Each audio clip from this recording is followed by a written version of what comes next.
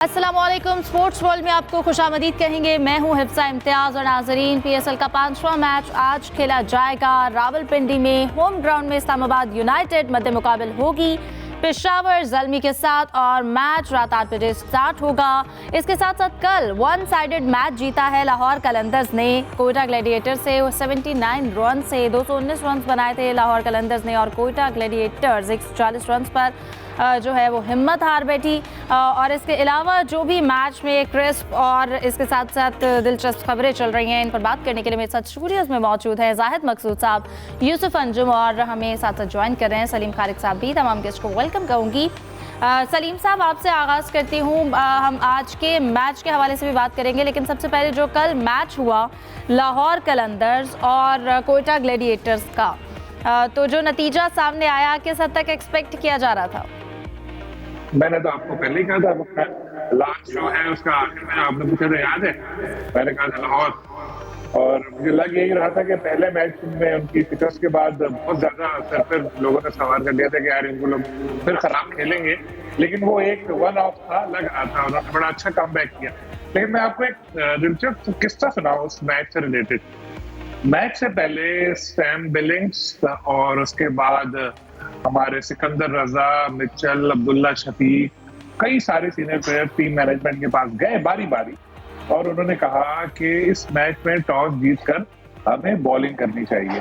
हालांकि शाहीन आफरीदी और team management ये डिसाइड कर चुके थे कि बैटिंग करेंगे, लेकिन बाद में फिर जब ये इस तरह से कहा तो फिर शाहीन ने कहा उनको कि बुलाया सबको कि मीटिंग करते हैं। टीम मीटिंग हुई, उसने फिर उनसे सबसे पूछा, उन्होंने कहा नहीं, हमारा ख्याल है कि पहले बॉलिंग करनी चाहिए। तो फिर खैर डिसाइड इन लोगों ने यही किया कि पहले बॉलिंग करनी चाहिए। हालांकि शाहीन चाह रहे थे कुछ और, लेकिन उन्होंने मेजोरिटी को जो है वो तरजीह दी। बाद में मगर क्या हुआ कि वो टॉस ही हार गए, तो उनको पहले बैटिंग करना पड़ गई। लेकिन यहाँ कहने का मतलब ये है कि शाहीन आफरीदी के बारे में बहुत ज्यादा नेगेटिव बातें होती हैं। एक उनका इमेज ऐसा बना लिया गया है, किसी की सुनते नहीं है, अपनी चलाते हैं, लेकिन ऐसा है नहीं। कल इस तरह आपने देखा होगा वो जान लगा रहे थे, जो एक उन्होंने कैच लिया डाइव लगाकर, जिस तरह उन्होंने शुरू में बॉलिंग की, जिस तरह अपनी टीम को उन्होंने चलाया। फखर रमान आप देखें कितनी जबरदस्त उन्होंने बैटिंग की।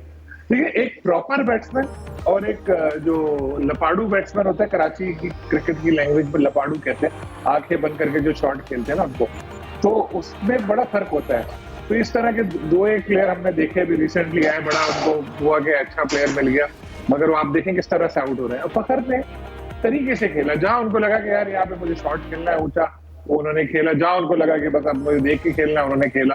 तो जबरदस्त उन्होंने जिस तरह बैटिंग की आपने देखा। बाद में सैम बिलिंग्स आए और छा गए, जिस तरह से उन्होंने मार धाड़ की और हैरान परेशान रह गई जो उनकी पूरी हरीफ टीम थी।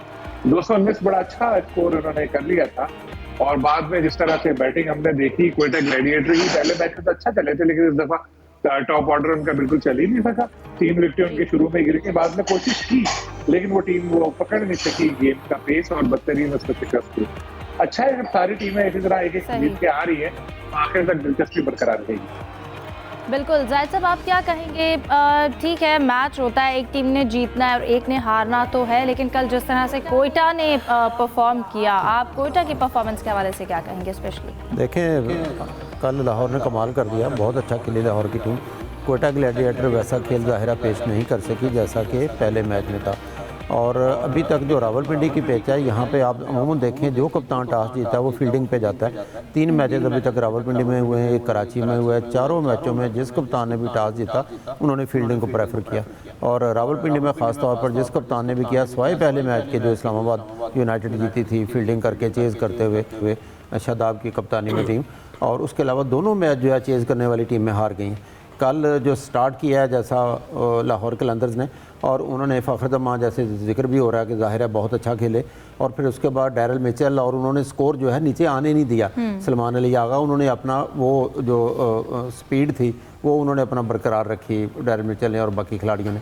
और फिर शाहीन ने जब इनकी बारी आई है बैटिंग की, और शाहीन की अगर बॉलिंग देखी जाए तो पहले ही ओवर में 2 विकेटें गिरा देना और टीम वहीं पे, क्योंकि सैम बिलिंग्स मैं समझता हूँ इस मैच के फ़खर के बाद जो बहुत तेज़ भी खेला और असल हीरो वो रहे, क्योंकि सैम बिलिंग्स के 19 गेंदों पर कि उन्होंने 50 स्कोर किया 2016 का लाहौर के अंदर की तरफ से, उमर अकमल का तेज़ 350 का उन्होंने रिकॉर्ड भी तोड़ा। तो सैम बिलिंग्स ने जैसे मोहम्मद आमर को धोया, जैसे उनकी इन स्विंग आउट स्विंग और सारा कुछ नाकाम हो गया, वहीं पे लगता था कि कोयटा टीम जो है ना वो दिल हार चुकी है। फिर 5.2 ओवर्स में या 3 में 4 विकेटें गंवाने के बाद कोयटा बिल्कुल उठ ही नहीं सकी, गोया कि 5 ओवर्स में ही कोयटा वो मैच हार गई थी। लेकिन बाहर रावलपिंडी के शायकीन को एक अच्छा मैच देखने को मिला, और जब हर टीम जीते और ये शुरू में ना लगे कि ये टीम बिल्कुल ही टॉप 4 में भी नहीं पहुंचेगी, तो फिर उसकी दिलचस्पी भी कम हो जाती है। लाहौर के लिए जीतना बहुत ज़रूरी था और लाहौर ने वाकई कल ऑलराउंड परफॉर्मेंस का मुजाहरा किया। बिल्कुल, और पिंडी वालों को एक अच्छा मैच देखने को मिला। लाहौर कलंदर्स ने कल जिस तरह से परफॉर्म किया है, यूसुफ, हम जैसा कि प्रोग्राम के एंड पे कल जिक्र भी कर रहे थे कि लाहौर के जीतने के हवाले से बातें की जा रही थी, और लाहौर के लिए ज़रूरी भी था टीम के मोराल के लिए, क्योंकि पिछले सीज़न में भी 8 शिकस्तें हैं, उसके बाद अभी भी जो पहला मैच था वो हारे, तो ये जीत उनके लिए बड़ी ज़रूरी थी। देखिए हिफ्ज़ा, किसी भी मैच में कामयाबी के लिए जब आप 219-20 रन का चेज़ कर रहे हो तो पार्टनरशिप होना बहुत ज़रूरी है। पर किसी से कह लें कि कोयटा की टीम वो लंबी कोई पार्टनरशिप बनाने में नाकाम रही, और ख़ास तौर पर इसमें अच्छी बॉलिंग का क्रेडिट देना चाहिए शहनशाह अफरीदी, उनकी तमाम जितनी भी इंतज़ामिया थी उनको। इस बार चूँकि उनके पास नया हेड कोच है रसेल डोमिंगो, जो जनूबी अफ्रीका से जिनका ताल्लुक है, वो मुख्तलिफ लीग्स में कोचिंग करने का बहुत ज़्यादा तजर्बा रखते हैं। पहले आपको याद होगा कि डैरन गफ की खिदमत हासिल की गई थी आकिब जावेद के बाद, लेकिन उन्होंने माजरत की, अब रसेल डोमिंगो उस टीम को लीड कर रहे हैं। तो पहले मैच में उन्होंने यकीनी तौर पर जो कोयटा के साथ हुआ था वो ज़्यादा इस्लामाबाद के साथ हुआ, उसमें अच्छी प्लानिंग नहीं कर पाए थे, लेकिन फिर उन्होंने देखा कि किस खिलाड़ी में किस किस्म की आगे बढ़ने की सलाहियत है, क्या उस स्किल उनके पास है, और उसका उन्होंने भरपूर इस्तेमाल किया। होमवर्क अगर किया, अच्छा किया जाए तो फिर कामयाबी भी मिलती है, और यही मैं समझता हूँ कि लाहौर कलंदर की एक राज भी था जीत का, कामयाबी का। और जिस तरह बाद में उन्होंने सेलिब्रेट किया अपनी टीम को, अपने हीरोज़ को, अपने खिलाड़ी को, हमेशा वो लाहौर कलंदर की टीम सेलिब्रेट करते हैं। उन्होंने आईफोन भी गिफ्ट दिया अपने जो रसेल बिलिंग्स थी उनको, ख़ास तौर पर बाबर पर और साइम पर। हम देखें पिछले दिनों जब पाकिस्तानी टीम से साइम अयूब बाहर हुए, फ़खर जमा बाहर हुए, तो उनका बहुत ज़्यादा जिक्र किया गया। अब फ़खर पहले मैच में नहीं अच्छा खेल सके, लेकिन दूसरे मैच में उनकी वापसी हो गई है। साइम अयूब ये बड़ी पेशावर ज़ल्मी के लिए भी अच्छी चीज़ है और पाकिस्तान के लिए भी कि फ़िट हो गए और पिछले मैच में बहुत ही अच्छा खेले। अब बाबर को अच्छा खेलना पड़ेगा, जैसा मैं पहले भी एक दिन जिक्र कर चुका हूँ। इस वक्त 5 ओपनर खेल रहे हैं पेशावर ज़ल्मी की टीम में। ब्रियांट हैं, ओवन हैं, हारिस हैं, साइम अयूब हैं और बाबर आजम हैं। 5 ओवर्स में किसने ओपनिंग करनी है और किसको बाद में भेजना है, इनको अपना बैटिंग आर्डर थोड़ा सेट करना पड़ेगा। बज़ाहिर देखा जाए तो पेशावर ज़ल्मी की बॉलिंग इतनी अच्छी नहीं है, इस्लामाबाद यूनाइटेड की टीम ज़्यादा बैलेंस दिखाई देती है, लेकिन एक अच्छा मैच देखने को मिलेगा, क्योंकि T20 क्रिकेट का ये खासा है कि 1 या 2 प्लेयर जब सेट हो जाते हैं और अपनी टीम को फतह से हमकिनार कर देते हैं। जहाँ तक लाहौर कलंदर की जीत है, अगर देखा जाए फ़खर बहुत अच्छा खेले, दरमियान में अब्दुल्ला शफीक और डैरन मिचेल भी बहुत अच्छा खेले, लेकिन देखा जाए तो सैम बिलिंग्स ने ये मैच बनाया, जिन्होंने आते ही मोहम्मद आमर को भी चौके और छक्कों की बरसात की और सिर्फ 19 गेंदों पे 50 रन बना दिए। तो 1 या 2 पार्टनरशिप लगना ज़रूरी है, और इस तरह से इतनी कमज़ोर टीम नहीं है पेशावर की, वो भी टीम वापस आ सकती है, लेकिन देखा जाए तो इस्लामाबाद की टीम ज़्यादा मजबूत दिखाई देती है। सही। यूसुफ, आपको क्या लगता है कौन सी टीम फेवरेट होगी? देखिए हिफ्ज़ा, मैं आज जाऊंगा पेशावर ज़ल्मी के साथ। एक मैच यकीनी तौर पर वो हार चुकी है, लेकिन आपको ये भी ज़हन में रखना चाहिए कि उनके पास जो ड्रेसिंग रूम में डग आउट में मौजूद है इंज़मामुल हक पेशावर ज़ल्मी के ज़ाहरा प्रेसिडेंट हैं वो, और यकीनी तौर पर उन्होंने इन चीज़ों के जो खामियाँ नज़र आई हैं पहले मैच में, वहाँ पर उसमें काम किया होगा। ख़ासतौर पर बाबर आजम के साथ उन्होंने वहाँ पर काम भी किया, और आज नज़र आएगा कि बाबर आजम की जो बैटिंग उस पर कुछ बेहतरी के इम्कानात हमें दिखाई देंगे। बाबर आजम को ख़ुद भी इस बात का एहसास है कि उनकी जो इनिंग्स है वो कितनी ज़रूरी है पेशावर ज़ल्मी के लिए और उनके फैंस के लिए। बाबर आजम यकीनी तौर पर एक काफ़ी अरसे से आउट ऑफ फॉर्म है, अब जिस तरह उनके तवक्कुआत की जा रही हैं वो रन नहीं कर पा रहे, लेकिन आज के मैच में मुझे लगता है कि बाबर आजम अपना होमवर्क करके आएंगे, और जिस तरह उनके साथ शादाब खां के ख़िलाफ़ उनके खिलाफ जो होगी बैटिंग वो यकीनी तौर पर देखने के काबिल होगी। मजमूई तौर पर एक अच्छा मैच हो सकता है, क्योंकि स्पोर्ट यकीनी तौर पर इस्लामाबाद यूनाइटेड को अपने फैंस अपने क्राउड की होगी, उनका ग्राउंड भी होम ग्राउंड है ये। तो आज के मैच में अब देखना ये कि बाबर आजम के साथ साथ साइम अयूब किस किस्म की बैटिंग करते हैं, क्योंकि पहले मैच में उनकी जो परफॉर्मेंस थी वो बहुत ज़बरदस्त रही थी। आज उनको अपनी बैटिंग को दोबारा से वहीं से शुरू करना है, क्योंकि होता अक्सर ये आया कि जो मैच एक में परफॉर्म करता है दूसरे मैच में उसकी वो अच्छी इनिंग्स देखने को नहीं मिलती। तो साइम अयूब के लिए भी एक मौका होगा कि वो अपने आप को साबित करें कि वो एक मुस्तनद बैट्समैन अब बन चुके हैं। सही। अच्छा, अब हम क्योंकि बैट्समैन अभी हमने बात की पेशावर के हवाले से कि उनके पास 3 ओपनिंग, बल्कि गालिबन आपने 5 का जिक्र किया कि ओपनिंग बैट्समैन मौजूद हैं, तो उनको कोई स्ट्रेटजी चेंज करनी चाहिए। लेकिन अगर हम ओवरऑल बैटर्स की बात करें सलीम साहब, तो हम देख रहे हैं क्योंकि PSL करवाने का एक मकसद ये भी होता है कि आप डिफरेंट इंटरनेशनल प्लेयर्स के साथ खेलते हैं, उसके बाद आपके टैलेंट सामने आता है। लेकिन PSL के पुराने रिकॉर्ड्स भी देखा जाए तो इवेंट के एंड पे जो बैट्समैन हैं, अच्छे बैटर्स हैं, वो हमेशा इंटरनेशनल प्लेयर्स होते हैं। उस तरह से हमारा कोई बैट्समैन जो है वो सामने नहीं आया या लिस्ट में टॉप नंबर्स पर नहीं आता। इसकी क्या वजह है, क्यों उस तरह से बैट्समैन जो है या बैटर्स हम नहीं बना पा रहे? देखिए, जहाँ तक हम सीनियर प्लेयर्स की बात करें ना, तो वो तो होते हैं टॉप पे। रिजवान भी आपको नजर आएंगे, बाबर भी एंड में आ जाते हैं। वजह यह है कि हमारे यहाँ जो हमारे टॉप बैट्समैन है वो कैप्टन भी है अपनी टीमों के।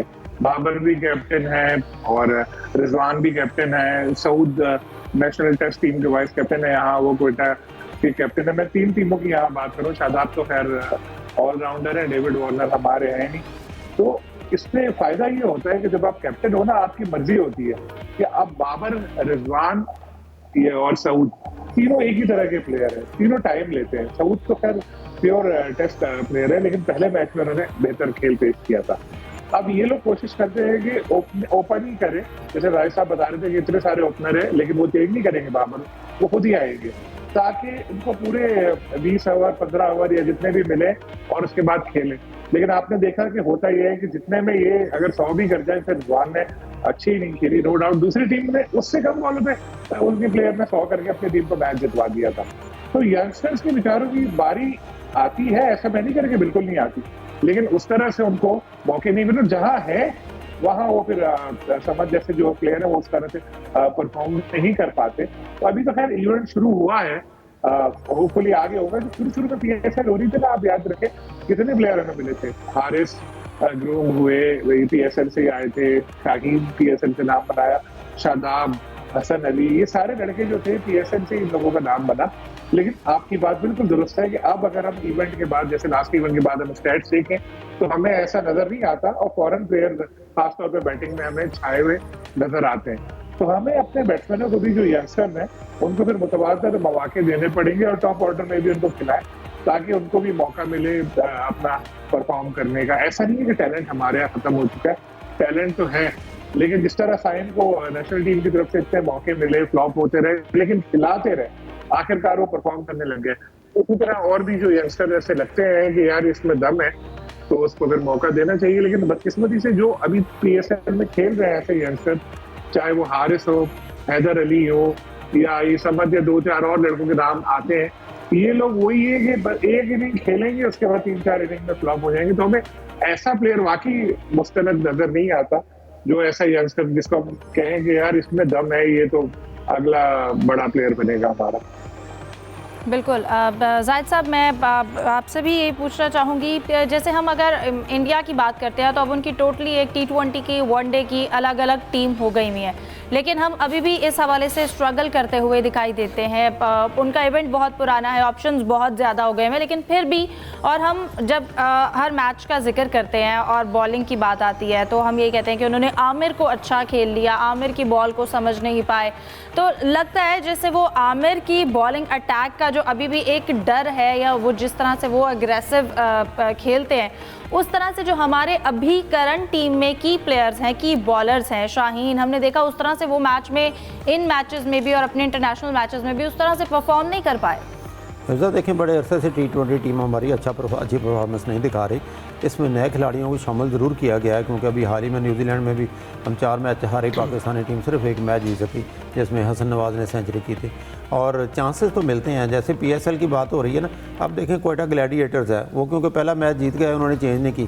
ख्वाजा नाफी उस टीम में बैठे हुए हैं, हसीबुल्लाह उस टीम में बैठे हुए हैं। जब तक आप डेविड वीज़े, शोएब मलिक और कॉलन मनरो और बहुत ज़्यादा सीनियर आपको रखने तो पड़ते हैं अपनी टीमों में, क्योंकि एक्सपीरियंस प्लेयर रखेंगे, इंटरनेशनल ख़ास तौर पर ज़्यादा एज के लोग भी रखेंगे, क्योंकि नंबर 1 के प्लेयर तो पाकिस्तान आते नहीं। इस वक्त IPL भी हो रही है, सारे उधर चले जाते हैं। तो बाद में ये आते हैं। लेकिन ज़्यादा से ज़्यादा नौजवान खिलाड़ियों को चांस देना चाहिए ताकि ये आगे आए। और फिर T20 पे तो PCB ने और सिलेक्शन कमेटी जो है इसने काम भी शुरू कर दिया और एक तजवीज़ भी ज़ेर गौर है कि T20 की टीम अलग बनाई जाए और वनडे टीम की अलग बनाई जाए।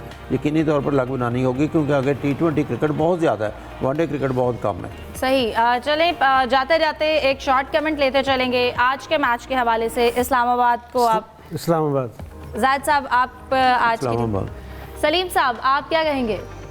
मैं भी इस्लामाबाद, तो ऑन पेपर कोई तगड़ी टीम लग रही है।